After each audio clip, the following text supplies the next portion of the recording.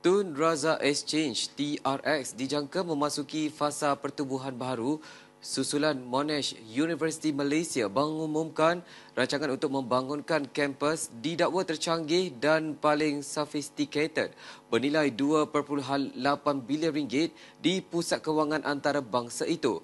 Seorang pemerhati menyifatkan kampus baru itu dijangka menempatkan puluhan ribu pelajar dan ribuan tenaga akademik, bakal mewujudkan rangkaian kolaborasi ilmu dan inovasi rentas sepadan, limpahan ekonomi baru daripada sektor hartanah, logistik hingga gaya hidup bandar. Katanya projek ini bukan sahaja menandakan perkembangan besar dalam sektor pendidikan tinggi tetapi juga pemangkin kepada transformasi ekosistem TRX sebagai hub kewangan dan pendidikan bertaraf global sejajar aspirasi ASEAN ke arah ekonomi berasaskan pengetahuan.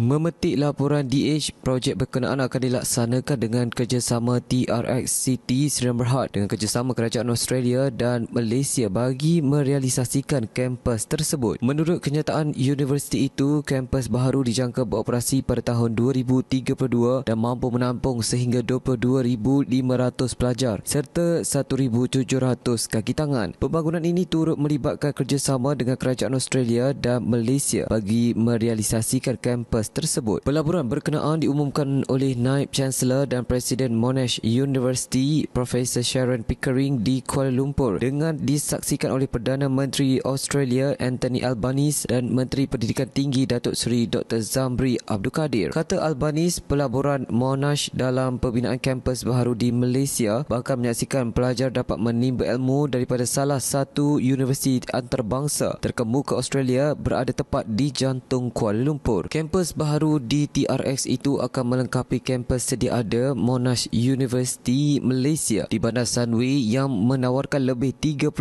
kursus tambahan dalam bidang penting seperti pendigitalan, kecerdasan buatan AI dan keselamatan cyber, perubahan iklim dan kelestarian, penjagaan kesihatan serta kesihatan digital, semikonduktor dan pembuatan termaju serta perbankan dan kewangan. Monash University Malaysia menganggarkan pelaburan tersebut bakal menyumbang kira-kira 19.1 bilion ringgit kepada ekonomi tempatan dalam tempoh sedekat akan datang.